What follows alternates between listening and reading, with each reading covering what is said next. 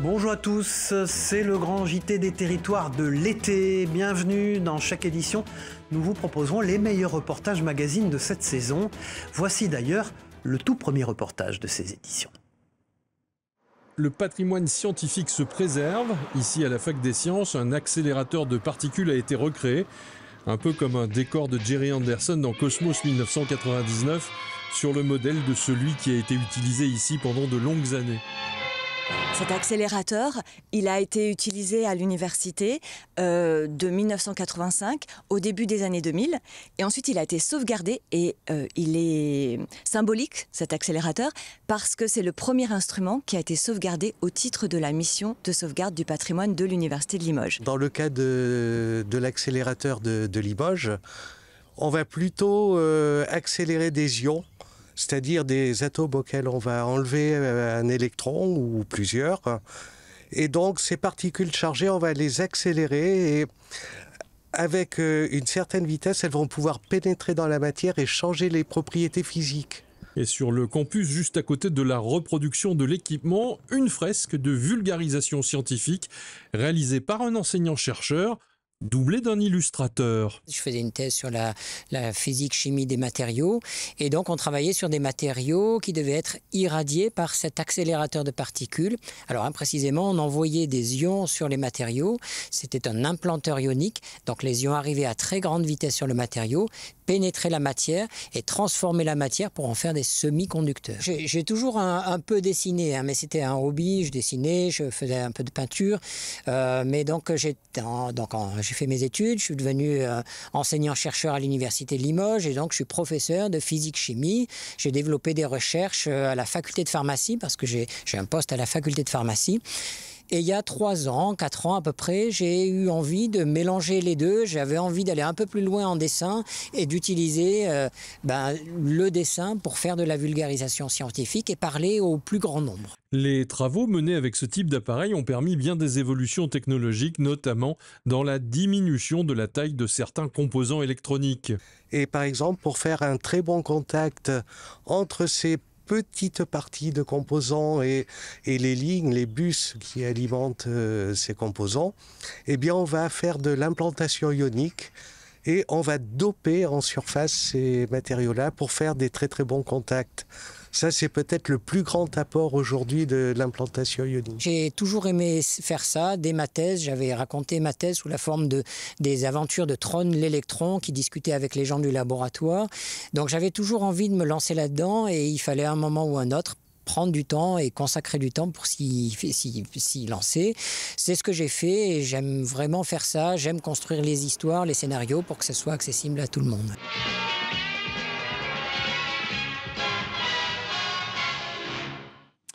Voilà, sans transition dans ce journal, intéressons-nous à présent à une solution séduisante pour faire face à la flambée des prix de l'énergie.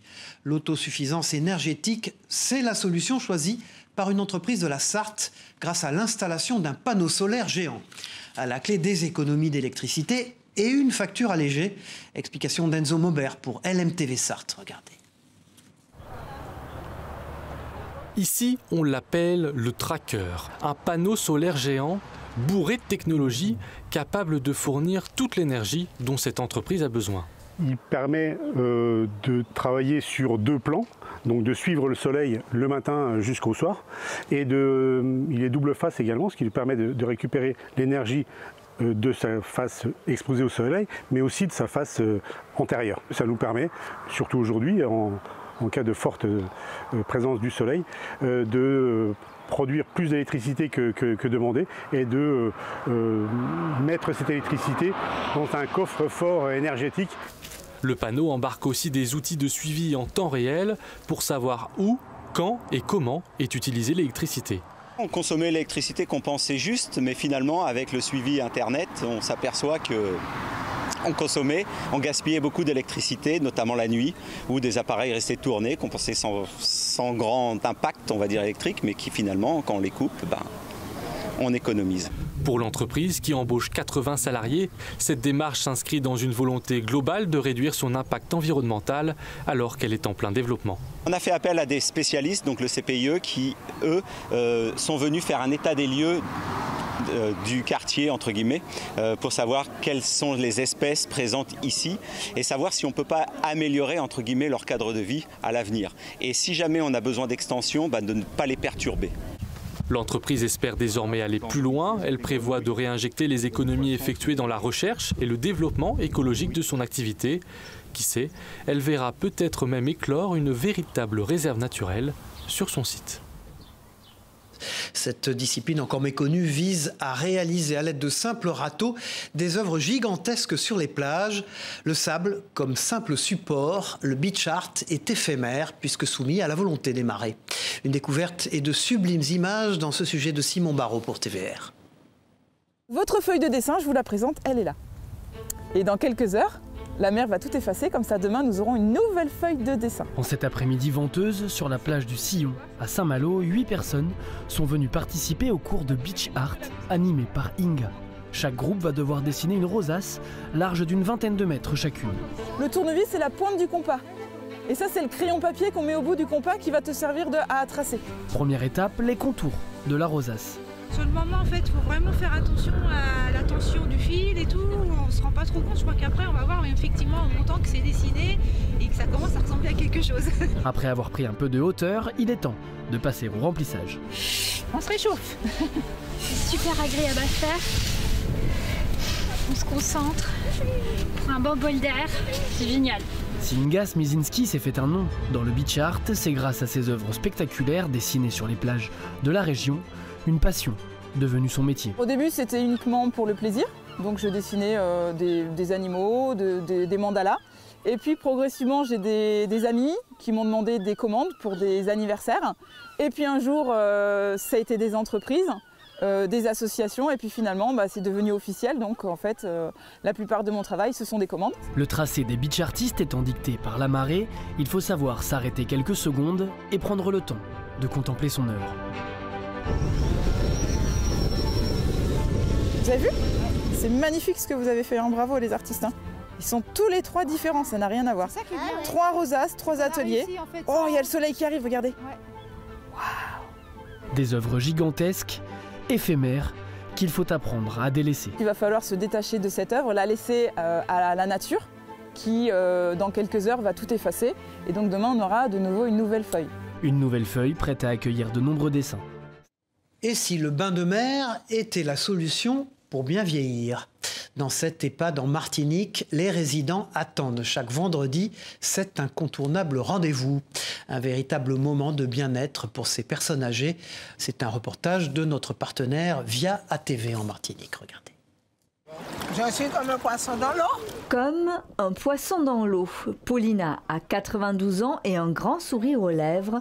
Pour ces résidents de l'EHPAD du Marin, ces baignades à Lance-Figuier sont un réel moment d'évasion. Le fait de rester toujours dans la chambre et puis sortir, venir ici peut-être tous les fins du mois, bien début de mois, ça me fait du bien.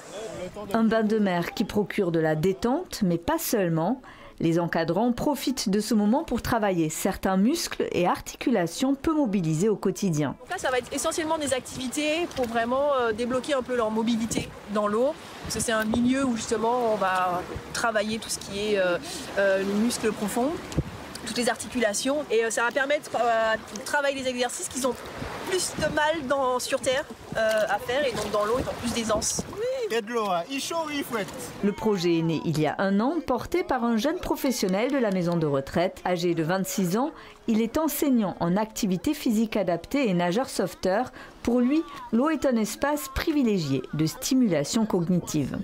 La pratique est mise en avant par plusieurs déplacements dans l'eau. Donc l'objectif, c'est aussi de travailler la confiance en soi, l'autonomie, le développement de l'autonomie dans l'eau. Une matinée pour bouger, nager, s'amuser et s'évader de la routine du quotidien.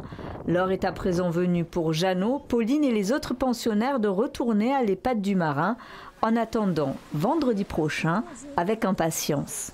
Nous étions le plus heureux, ce bon coin. C'est un secteur en crise. La filière viticole fait face à de nombreux enjeux. Dérèglement climatique, concurrence étrangère, baisse de la consommation.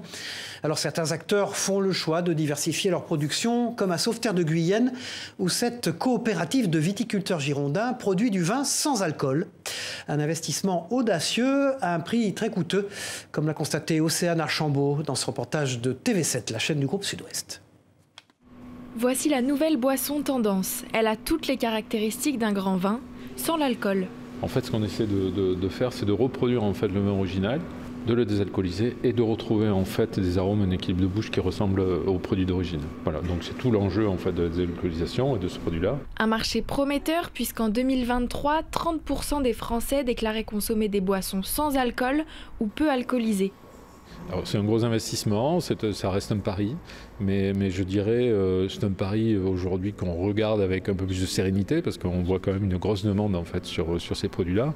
Un marché en France, mais aussi à l'international. Les produits sans alcool de cette entreprise sont référencés jusqu'au Brésil. C'est d'ailleurs assez marrant de le constater, on voit qu'il y a une espèce d'évolution de la consommation et elle est quasiment la même un petit peu partout dans le monde, quoi, en fait, voilà. Comme si en fait quelque part on s'affranchissait là des frontières sur ces produits-là. Pour vendre un vin à 0 degré, il faut procéder à une désalcoolisation du produit. Un processus réalisé par une grosse machine, sorte de cocotte minute, capable de désalcooliser 800 litres de vin par heure. Voilà notre machine à désalcooliser. Alors typiquement c'est un alambic, c'est une machine qui sert à distiller les vins, sauf qu'ici la grosse différence c'est qu'elle va être sous vide.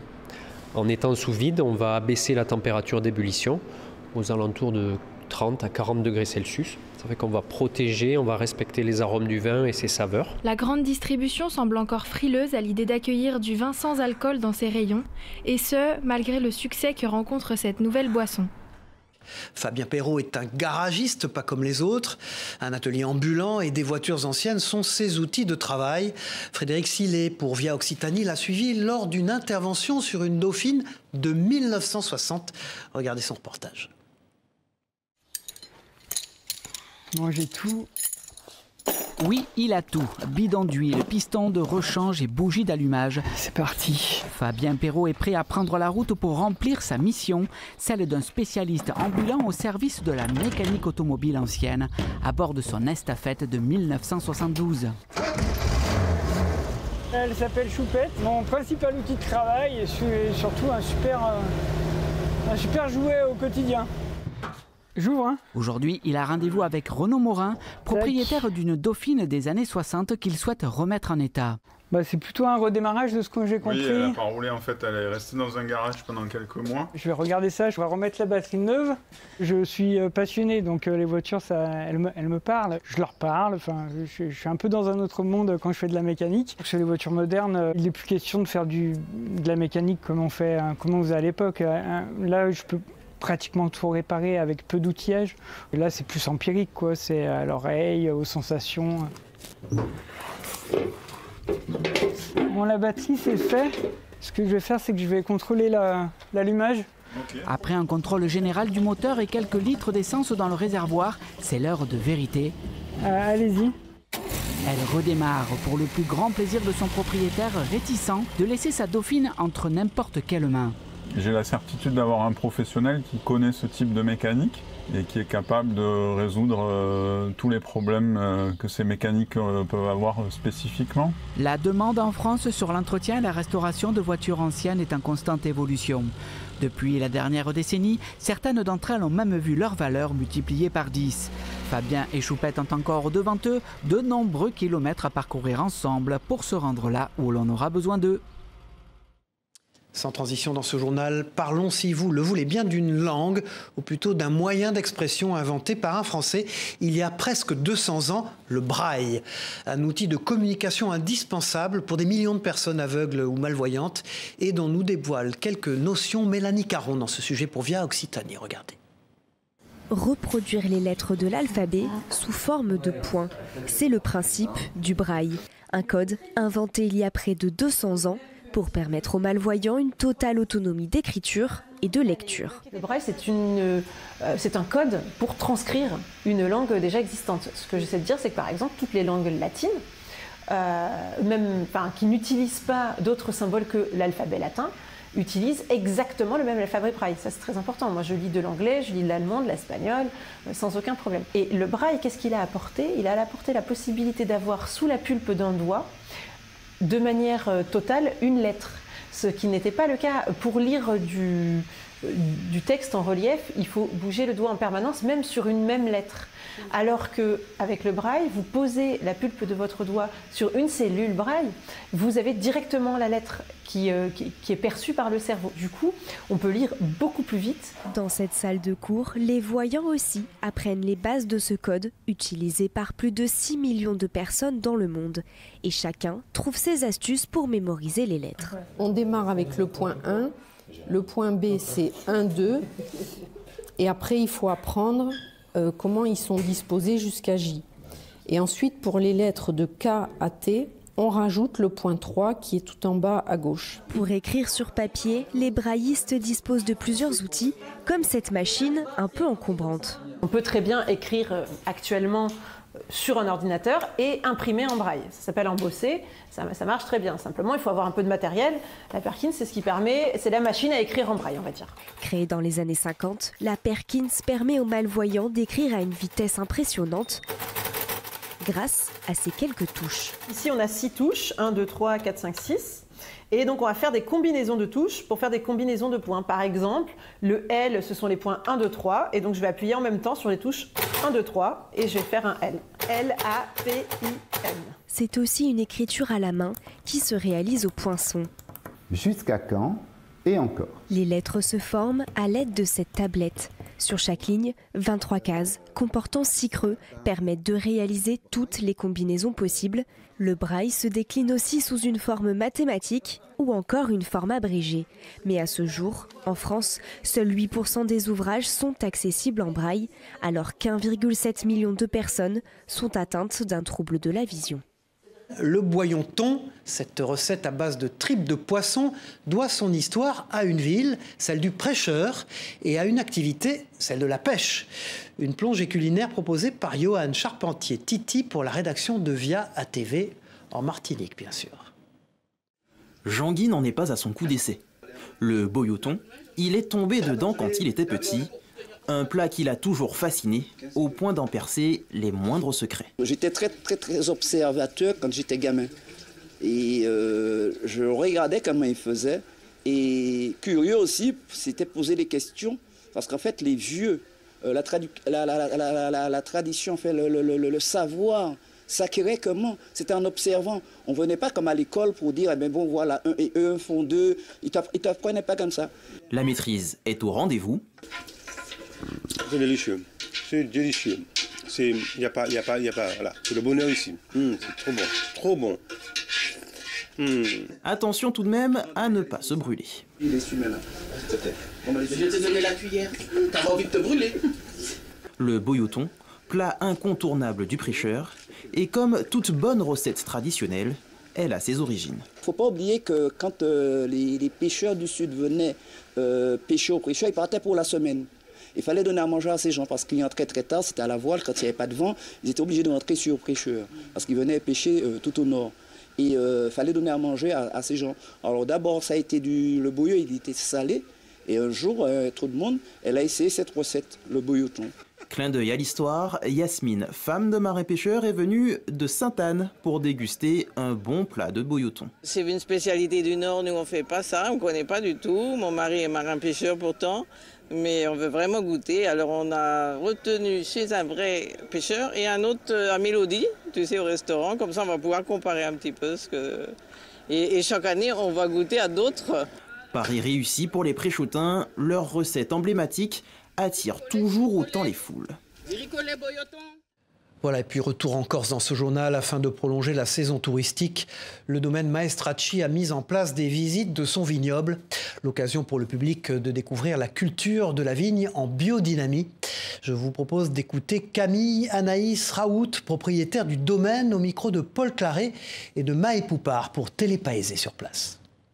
Nous accueillons les gens entre 10h et 10h30.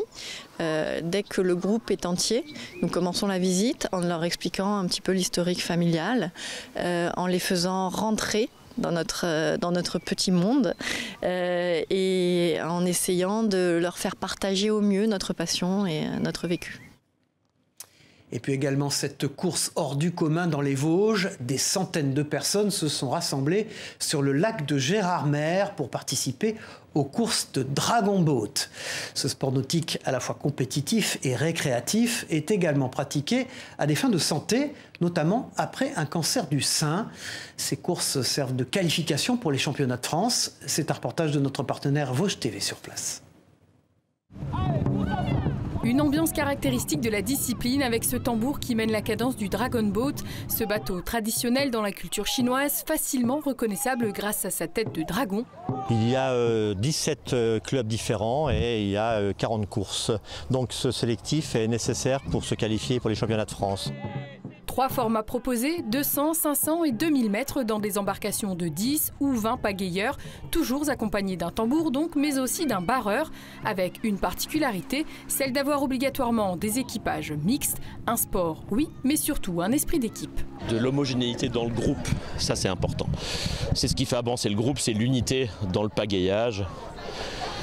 Plus que les forces des individualités ne suffisent pas, il faut être ensemble. Qu'est-ce que ça vous apporte? Au niveau musculaire, bien sûr, une stimulation. Au niveau de l'équipe, du plaisir et d'être sur l'eau, sur le lac le soir, un régal. J'ai fait de la compétition les premières années, maintenant c'est le plaisir, voilà. Le loisir et aussi la santé. En 1995, un docteur canadien crée un équipage de Dragon Ladies avec des femmes traitées pour un cancer du sein. Une idée qui paraissait insensée mais qui finalement a fait son chemin. En France, en 2019, l'INSERM, l'Institut national de la santé et de la recherche médicale, encourage la pratique. C'est juste la gestuelle qui permet d'avoir une action sur le drainage du lymphœdème des gros bras suite à des opérations en fait, sur des cancers du sein. C'est pour ça que le Dragon Boat est si populaire après le cancer du sein et qu'il y a beaucoup d'équipages de filles, de ladies comme on les appelle. Au départ on pense que c'est essentiellement un sport de bras.